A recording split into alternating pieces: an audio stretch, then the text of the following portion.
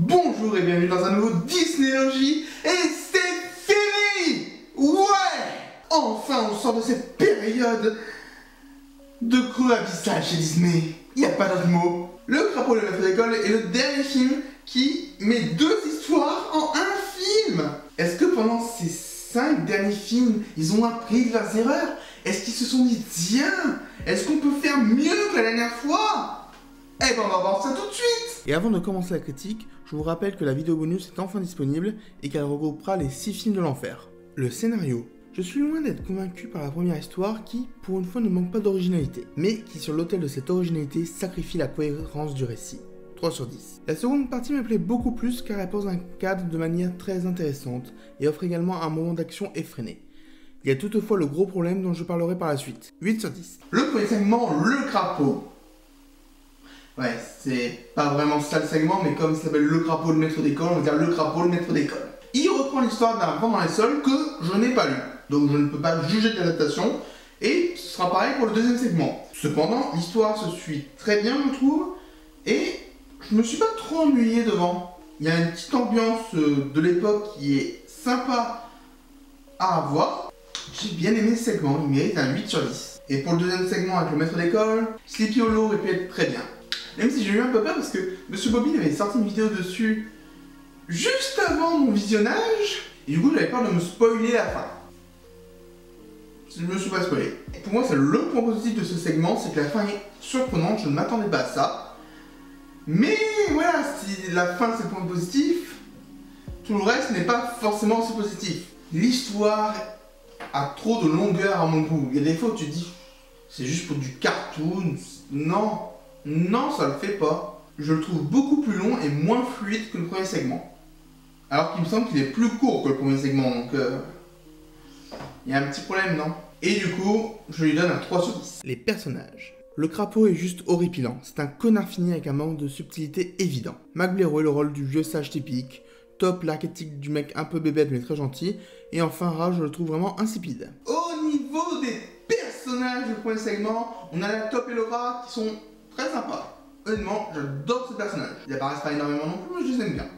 Comme Mac Blairo, qui apparaît encore moins mais qui est sympa. Cyril, le cheval, amène un peu de comédie, c'est cool. Les méchants sont un peu sous-exploités, même si j'adore le design de Monsieur Moustache. Par contre, je sais que c'est le but de rendre Crapaud insupportable. Je sais que c'est le but.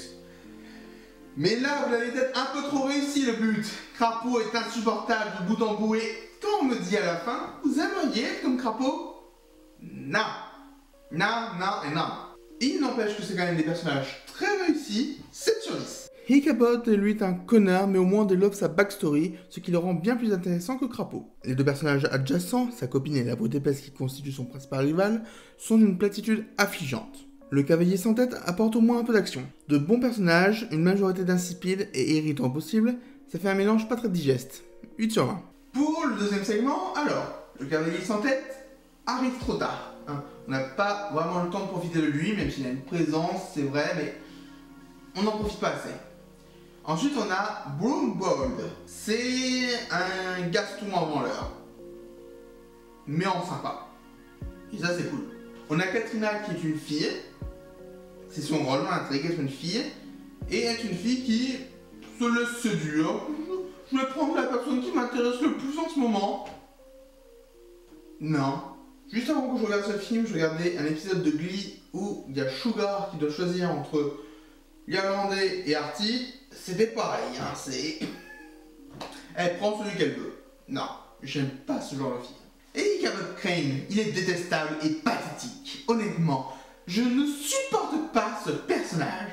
Alors, certes, il a un bon design, je trouve. Mais punaise, je préfère nettement plus la version avec Johnny Depp. Hein. Mais je lui reconnais quand même d'avoir une fin qu'il mérite. Et ça, c'est cool. Et du coup, pour les personnages, on a du basique, voire du détestable, donc 3 sur 10. L'animation. Même là, on n'est pas sur un très bon point pour le film. Il y a quelques scènes bien trouvées, la prison, la course-poursuite dans la forêt, mais au final, ça reste quand même banal, fade et sans goût. 11 sur 20. Et pour l'animation, alors le premier segment, l'animation est passable. Il y a des trucs sympas, notamment la scène de fin, mais sinon, bof, en vrai.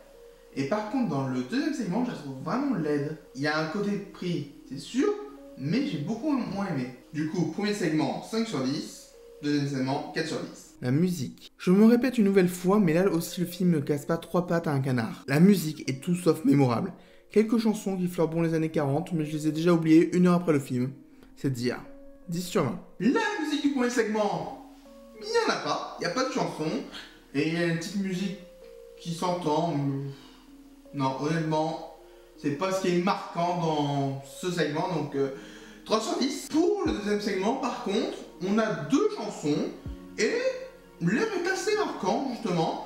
J'ai encore Ichabod Crane en tête, le cavalier sans tête, je l'ai un peu moins, mais il est sympa aussi, ça fait son affaire, 7 sur 10.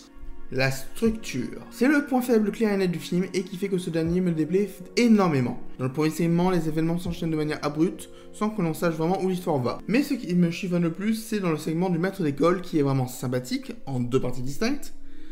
Sauf que la manière dont elles sont liées, la brute qui raconte une histoire d'horreur, est un procédé narratif feignant qui casse tout bonnement la structure du récit. 6 sur 20.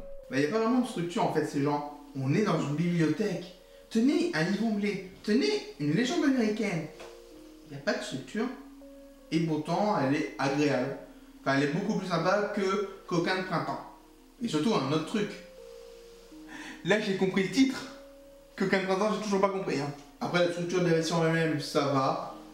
Le maître d'école, c'est un peu trop long. Enfin, j'aurais aimé avoir un peu plus de cavaliers sans tête, mais bon, c'est comme ça. Je lui mets un 8 sur 20. C'est une immense déception. Je sens que le film pouvait promettre quelque chose, mais entre une certaine suffisance et un premier segment totalement bâclé, Le Crapaud et le Maître d'école restent dans la droite lignée de la majorité des œuvres de l'après-guerre, oubliables au possible. 46 sur 100. Et donc, du coup, on obtient une note moyenne de 48 sur 100. Parce que voilà, c'est pas un Disney excellent, mais je me reverrais bien peut-être l'adaptation de Avant dans les sols. Ça m'a donné envie de revoir Sleepy Hollow de Tim Burton.